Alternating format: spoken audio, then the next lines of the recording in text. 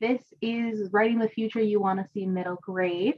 And I'm Kate, I'm the moderator, and I'll pass it off. So we'll do Hannah first, if that's okay, just because you're on that. I'm trying to think of who's alphabetically first, but my mind isn't that fast. It's still you. Darn it. My first I'm Hannah Cates. I'm a middle grade author. I specialize in middle grade horror, and I am currently represented by Lynette Novak of the Seymour Agency, and we're on submission with a couple of my books, so it's very exciting. All right, Reese, you want to go? And I am Reese Eshman. I am also a middle grade author. I write fantasy mostly. And my first book, called Edda Invincible, is coming out from Aladdin and Simon & Schuster later this year, most likely. And yeah, excited to be here. Thank you. Awesome. So thanks for joining us. So I guess we can start with our first discussion point, which of course is, what is the future you want to see for middle grade, and how do you contribute to it? Well, I'll start. I know there's like that awkward pause between us, but I've been thinking about this a lot actually since Kate, you said wonderful questions. You sent some doozies. I'm like, gosh, what kind of future do I want to see for middle grade? And honestly, I thought about it so long, and the answer that came back was, I want to see all of it.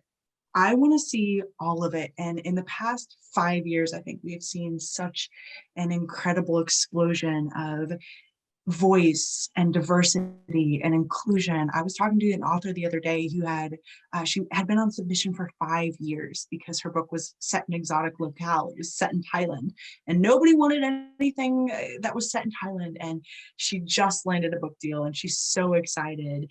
And it's incredible because we're seeing stories that have never before been reflected. I truly believe that books need to be both a window to somebody else's world and a mirror, so that young readers can see themselves. And a lot of authors in the mentorship program that I work with Mentor, and my clients, I'm also a freelance editor, they come to me very, very unworthy.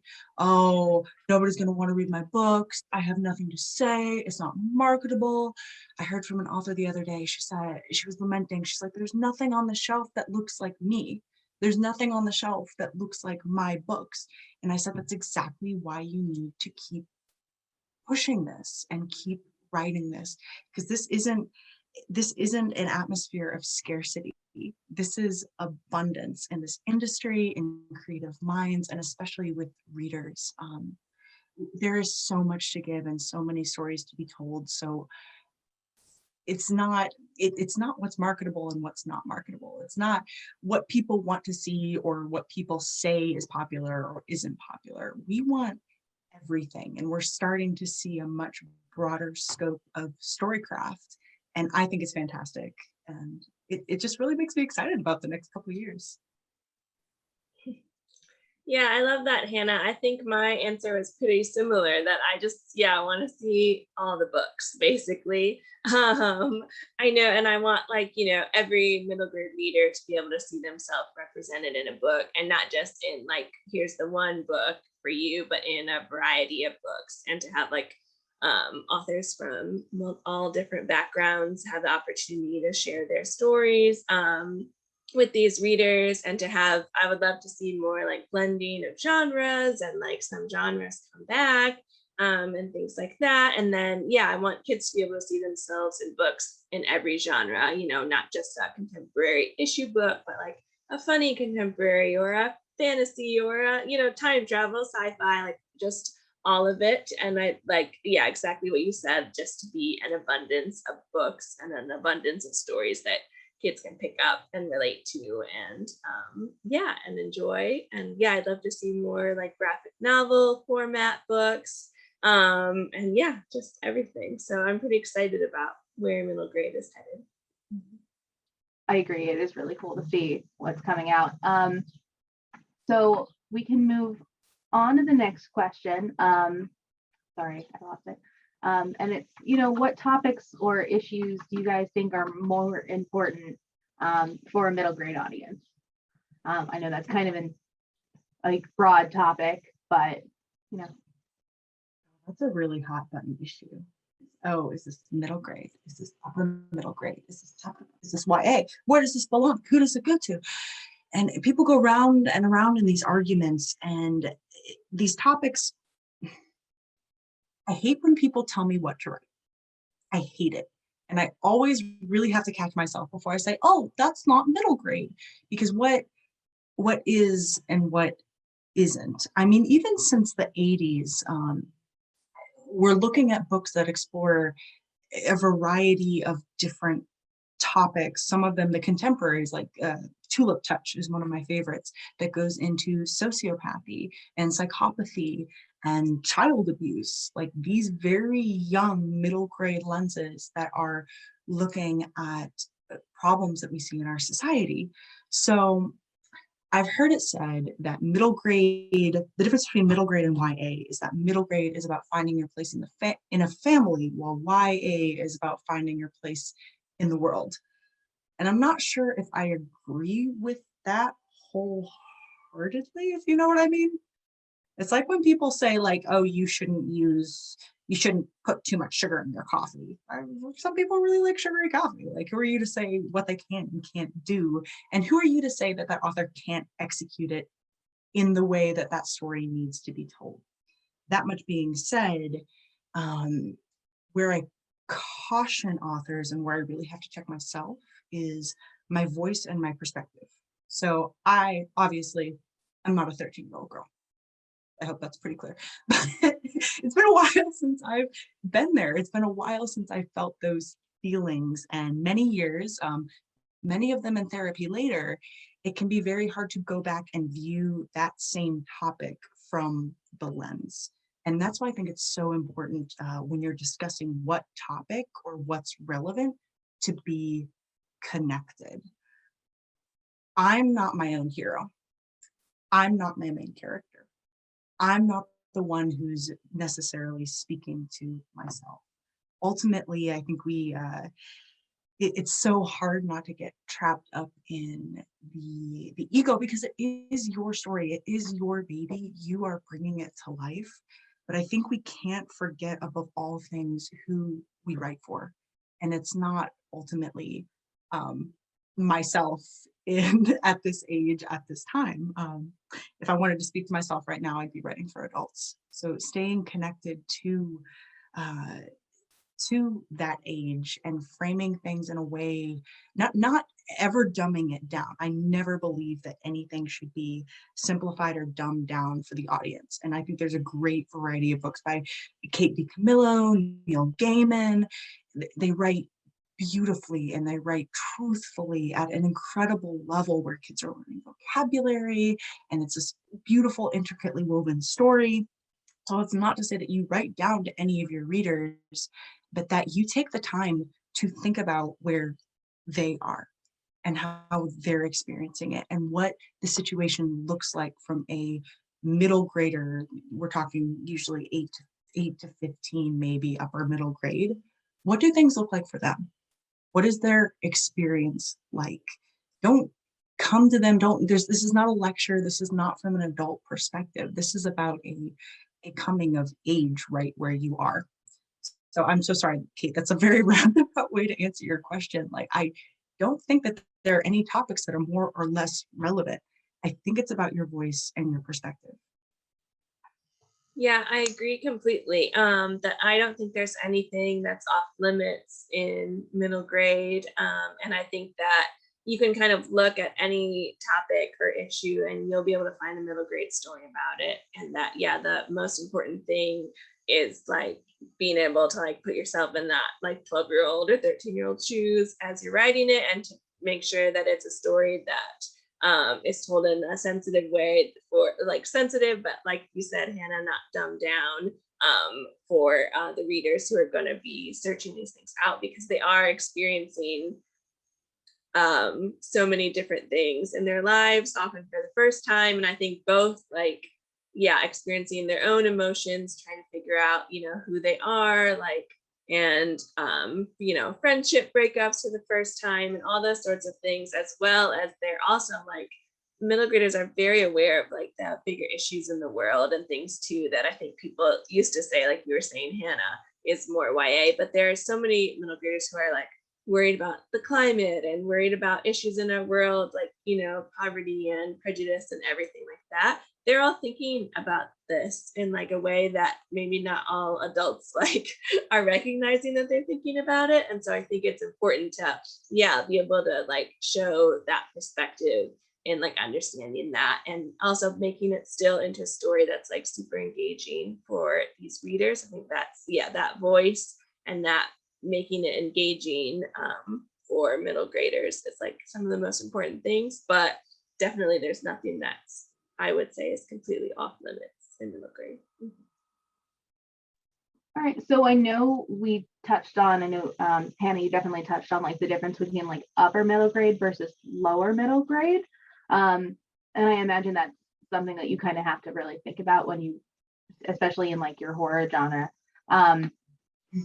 But are there like differences in how we do handle that, like how we address different issues? If we talk about, as you guys say, that nothing should be limited, how do you address different issues for upper versus lower middle grade?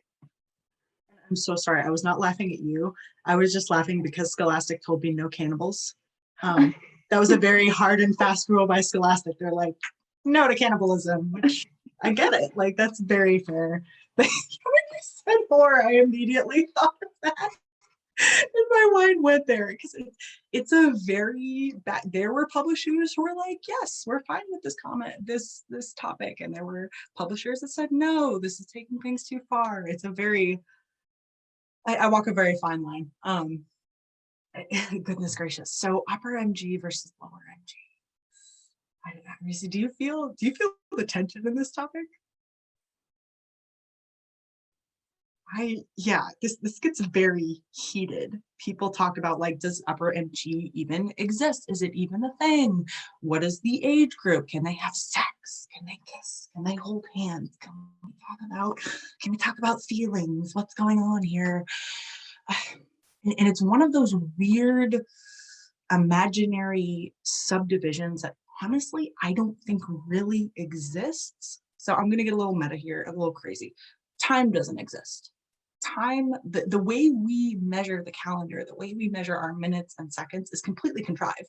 But we operate our days and our lives. You said, oh, we were going to meet at this time, Kate, when you proposed your invitation. So I know when to meet here. You could have easily had said, when the sun is at a 15-degree angle slanting over Chicago, we'll gather at Zoom. But you didn't, because we have a more efficient system. So this upper and lower MG category is kind of arbitrary. It exists, but it doesn't. We've got to put things on shelves. We've got to classify them. We have to have an approximate age group for how we present these ideas. If there's cannibalism in my kid's picture book, I need to know that before I read it to them as a bedtime story. That's something that a parent very much appreciates. So between upper and lower MG, when I'm looking at it personally, Hannah, I think of puberty. That's a horrible world, and nobody wants to say it and nobody wants to talk about it. But middle grade is such a tumultuous and magical and confusing age, because I remember being 12 and being like, what the hell is going on, dude? Everything is changing. The dynamics of your relationship, your dynamics with your body, your relationship with your parents. And there really is that point where you feel it, and you are no longer that that lower MG age, and you're coming into what it means to be a teenager and what it means to be a young adult. You might not necessarily be Riverdale yet and in high school and solving people's murders, but you're not dealing with the same types, not that you're not dealing with the same types of issues, because I would be contradicting myself. You're seeing things from a very new perspective, both biologically, socially, and just pragmatically, it's very, very different. I've taught I've taught kids from the ages of 2.5 to 15, and the difference that you can find between an 11-year-old and a 13-year-old. Then think about, I used to teach classes in India. I think about an 11-year-old from India versus an 11-year-old from America. Very, very different experiences and very, very different lenses. So again, this isn't an answer. Maybe it's more of a cop-out, but think about where that line is, and think about personally the chasm between MG and adult, MG and young adult, and how you can kind of make a bridge or maybe an oasis through those big categories. Sorry, that was a non-answer, but that's all I got. No, I think that you're completely right when you're talking about it being kind of like a heated issue, because I feel like it, like what you're saying, that like the non-answer is because nobody really is able to like actually put like a definition exactly on like, okay, what's upper middle grade and what's lower middle grade. And I think so much of that is because it's like the difference, like what we were talking about, and like kind of what like should be handled in middle grade in the last question too. The difference boils down not to like what topics exactly. I mean, maybe like there are some hard and fast like cannibalism or like language kinds of things that you will hear from publishers. But I think overall, it's not about like which topics are upper middle grade and which topics are lower middle grade. It's about understanding that the difference in the perspective between like a 10-year-old and a 14-year-old, and the different way that they're going to understand and feel and approach these same things that they're both experiencing and things like that. And then I do know that I do hear people say things like that you can get like a little bit, you know, more intense in terms of like fantasy and like the kind of the magic systems and maybe the like kind of violence or action that's taken, or like how scary things can be, things like that. But again, I think that all comes down to how the characters like perceiving and like thinking through and understanding these things. Because I think that, you know, scary things happen in younger middle grade too. They're just like processing it in a different way than like a 14-year-old would, and things like that. So yeah, I think that there's definitely ways to handle everything, and that it just all comes down to finding that character and their perspective and their voice and how they're gonna process the different things that are happening. All right, so when it comes down to it, I know we talked about briefly, Hannah, in one of your emails, you said you wanted to talk about victim, like empowerment versus victim mentality. Now, where would you apply that as far as like how it applies to middle grade, and even in the differences in how you would approach it between lower and upper, or like your audience? Yeah, absolutely. That's a really great question. And Reese, I think you hit it on the head. Like you really pulled back the skin of the potato here. It's the how rather than the what. And there's so much in our world that is out to victimize us. Like, this happened to me. I can do nothing. I am helpless because of this and that. And middle grade is so interesting because you're coming out of a very helpless stage of life. We are born as the most helpless creatures on the planet. Like, my dog was up walking in like 3 hours when he was a puppy. We're with our parents for 18 years. That's crazy, dude. So you as a child are helpless to control your environment. You're helpless to control who you're born to. You're helpless to control how you're born, where you're born, what you look like.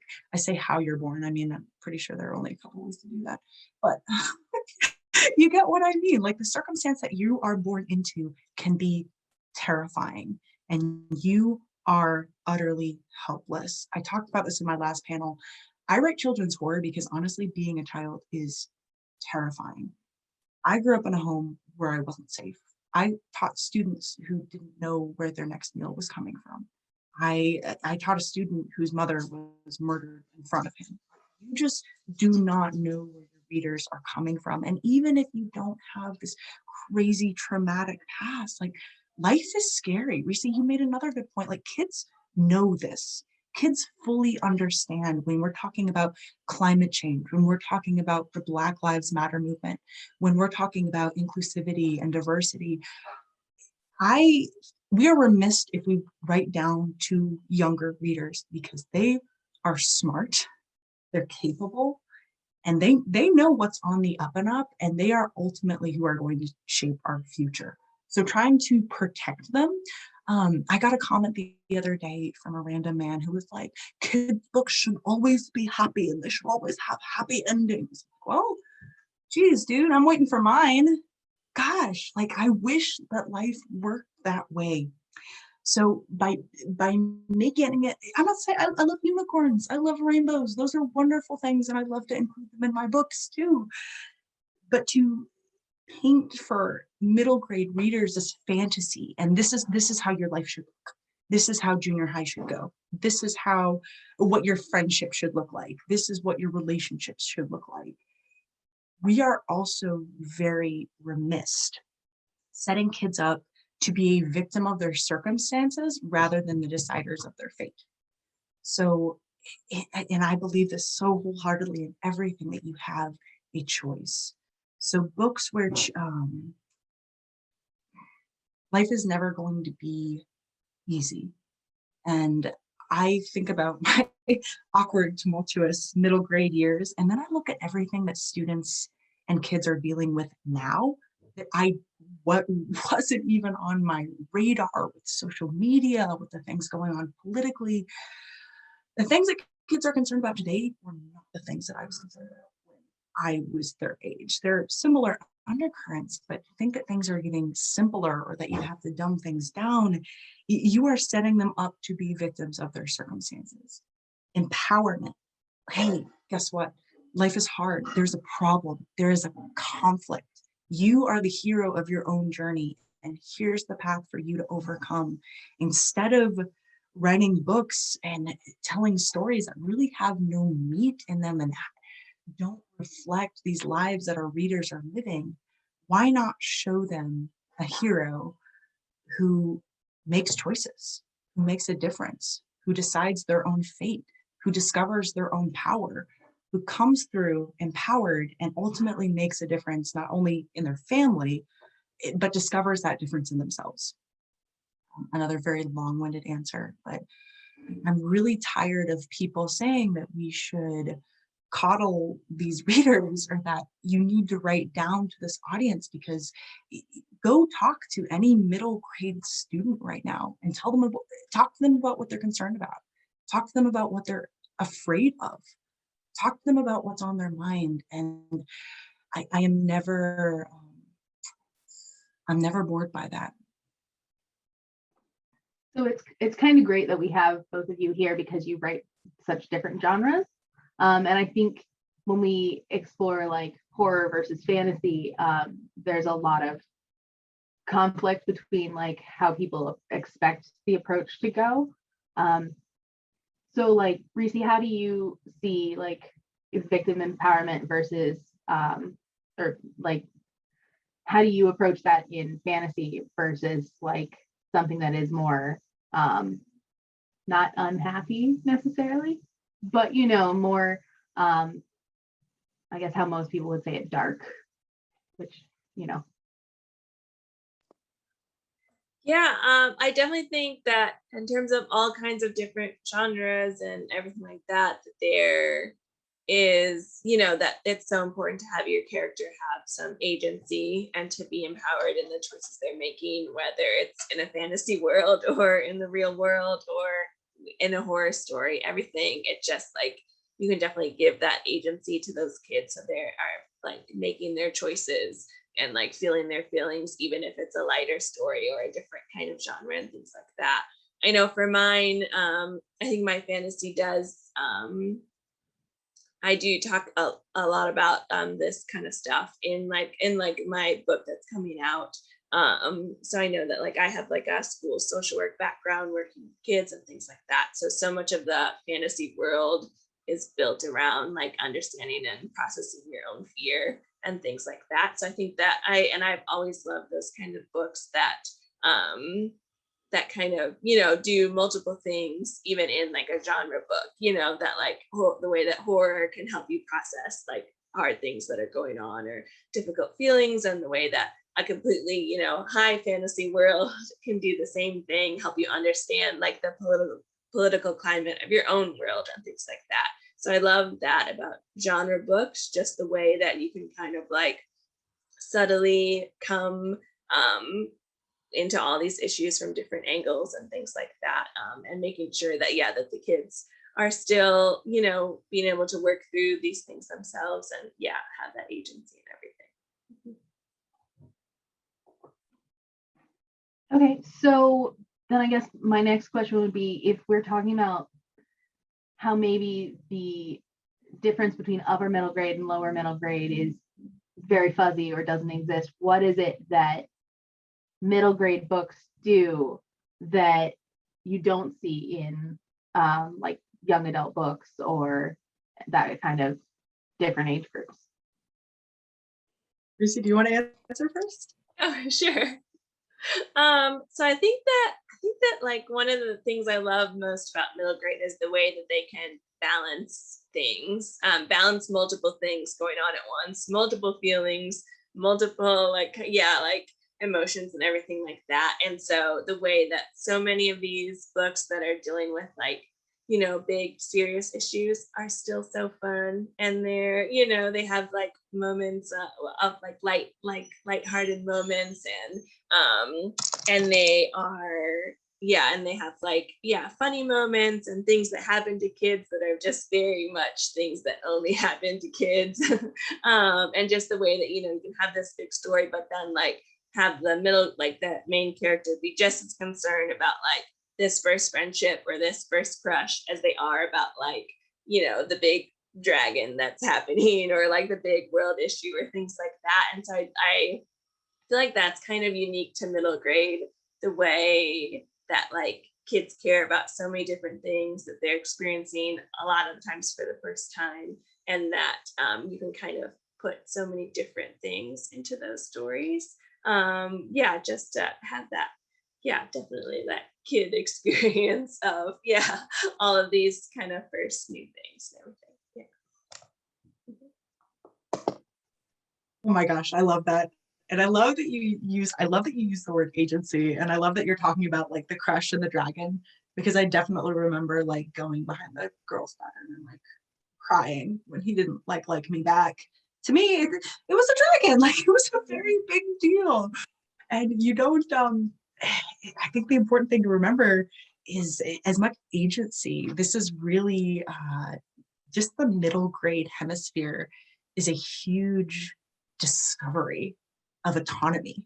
There's so much autonomy at this age. For the first time, in France, they say that 7 is l'âge de raison. That's the age where you really start reasoning to yourself. Like middle grade is when it really starts kicking up. You're not only starting to rationalize that you are your own individual ego and that other people have their own egos and those egos can clash. You're starting to formulate a worldview. And with that lightheartedness that you can have that humor and that spunk and that personality. I think a lot of YA can be really funny, like pretty snarky. But when you're a teenager, you're really preparing yourself to be jettisoned into the real world, which is terrifying. But you really are learning to work in the society. Middle grade, that pressure is not there as much. So you have more of that individual personality. Like you have not yet been socialized to worry about bigger things until maybe they're plopped down on your plate and you have to deal with it. But this is really the first time that you get to go out on your own and be your own person and choose your own friends, choose the activities that you want to do, and you have the space to do that and to discover with this newfound freedom and autonomy. Your parents aren't walking you to school anymore. Now you can walk yourself or take the bus. it's exciting and it's different. And there's so much potential that I think, maybe I'm phrasing this wrong, weans a little bit when you get into high school and there starts to be this bigger social pressure of, hey, okay, you've been in school for 16 years, what the heck are you going to do with your life? So the potential, the newness, the autonomy, the agency has a bigger feel. Right? You're totally right, Lucy. I think that's so fun. All right, so I'll admit it. I recently reread some of the books that I had read when I was like 14 or 15. And it's just so amazing to me how you have a completely different like appreciation for certain things in them, and they change, right? Like books change as you get older and as you reread them. And I was just wondering if you guys had any experience with that. Yeah, so I thought this was a really good question because, and it's a question that I feel like middle grade authors get asked a lot, like what books, impacted you when you were a kid and things like that. And I'm finding that it's getting harder for me to answer because I am looking at some of the books that I loved as a kid in a different way and with a different perspective now. And I am looking at the like greater availability of books that showcase like kids with different identities and are representing kids in a different way. And I do think there's been a lot of growth compared to what was available to me when I was a kid and reading and things like that. Because I think and I ended up, I feel like I was one of those kids who reread the same books like 100 times rather than seeking out like different, a different book every week kind of thing. And I think that's because I didn't see that much that I related to. As I loved reading and I think fantasy and things like that. But in terms of the wealth and hopefully increasing abundance of books that are kids can relate to and that are representing different kids and things like that. I think that is growing and hopefully will continue to grow so much. But I know, so the books I was thinking about as a kid, I loved all the classic fantasies that were available in our age, like Chronicles of Narnia and Harry Potter and things like that. I read over and over again. I read things like historical fiction, like Witch of Blackbird Pond. And I read things like sci-fi, like A Wrinkle in Time. And so I feel like those are my favorites as a kid. And they all had some kind of fantasy element of a different world that you could kind of step away into and things like that I continue to love. But I feel like now as a reader of middle grade and an adult, I'm loving so many different other kinds of books, like more, contemporary books, more graphic novels and things like that, more books that are written by authors from marginalized backgrounds and showing these kind of different kids and different diverse perspectives and things like that. So I hope that answers kind of.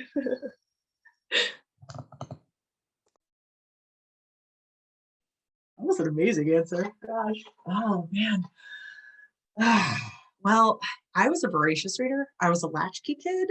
And it was a weird dichotomy because I was a latchkey kid, but I was also raised in a very conservative background where there were books that I was not allowed to read. There were books that I had to go to the back of the library and had to return before my mother knew that I had checked them out. I was not allowed to read Harry Potter. I was not allowed to read The Golden Compass. I was not allowed to read all sorts of things because of the subject matter material.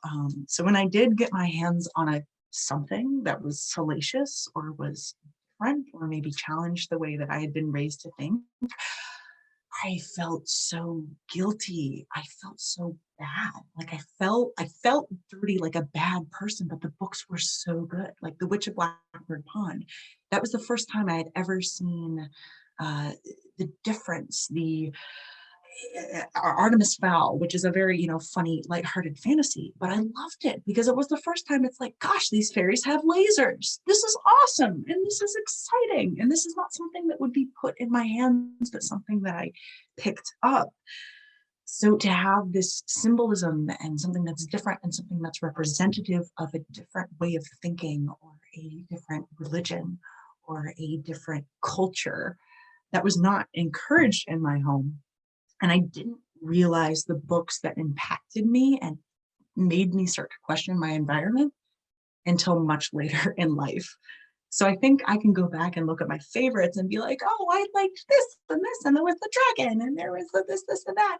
And then I kind of rewind for a minute and I'm like, oh my gosh, the Golden Compass made me question the existence and the nature of God. Like, oh, and nobody picks up that book and thinks like, oh, this is going to shake down somebody's spiritual experience. That's not, it's a wonderful story, and that's probably not what Pullman was out to do. But you don't know what doors you're opening. You don't know what creative hatches you're unlatching until much later in life. So I think if you had asked me when I was 13, I would have a much different list than I do now. It's a hard question. I completely agree with you, Reese. Yeah, it's you know, even for me, it's hard. And I love that you mentioned the Golden Compass. Just those were like my favorite books. But yeah, it's fascinating the way things change. Let's see. Let's do one more question. I think I have one more. Pretty sure. All right. Or actually, let's just do like closing remarks. You guys have anything that maybe you want to mention that we didn't get to, or? I don't know. I feel like this is just so rich. It's like when you have a really good dessert and you're kind of in a food coma.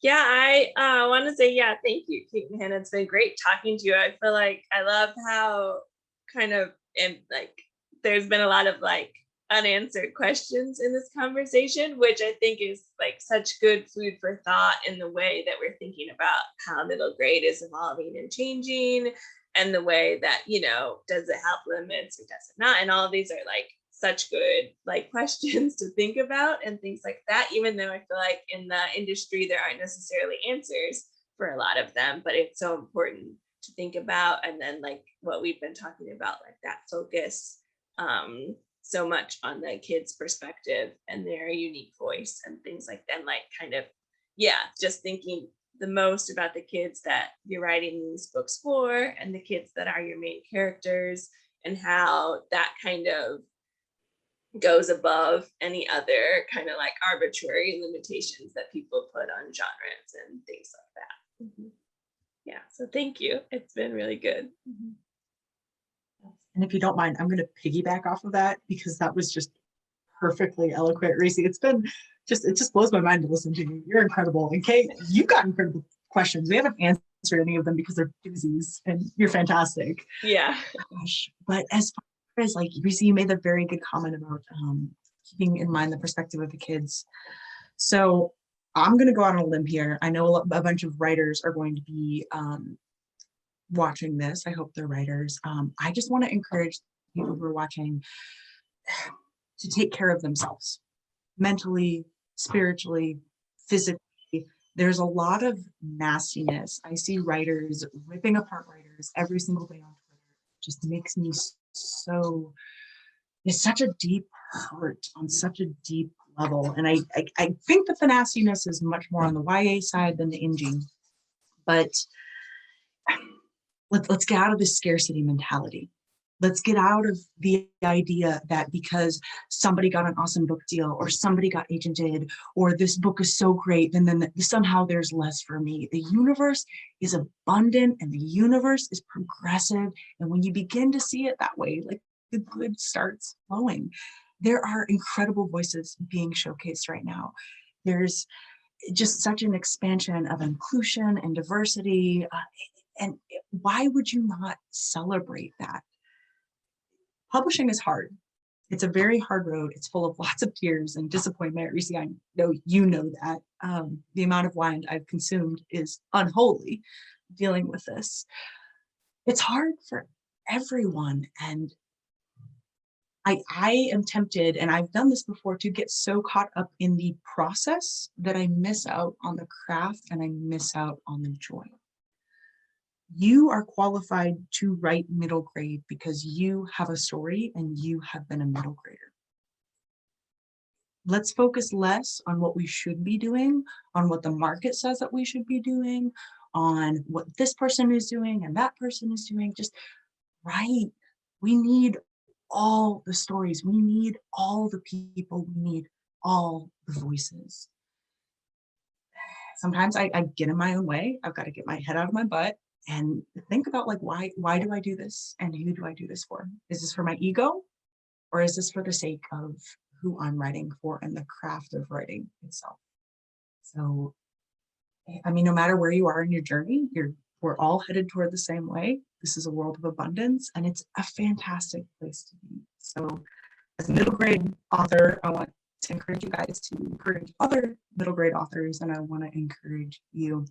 Take care of yourself, look at it as abundance, and don't make yourself less for the sake of anyone else, ever. We need more dragon stories. All right. Always think more that- dragons. All right, that's the, I think, perfect way to end this. So thank you guys for joining us. Then this has been Writing the Future You Want to See, middle grade. Thanks for everything.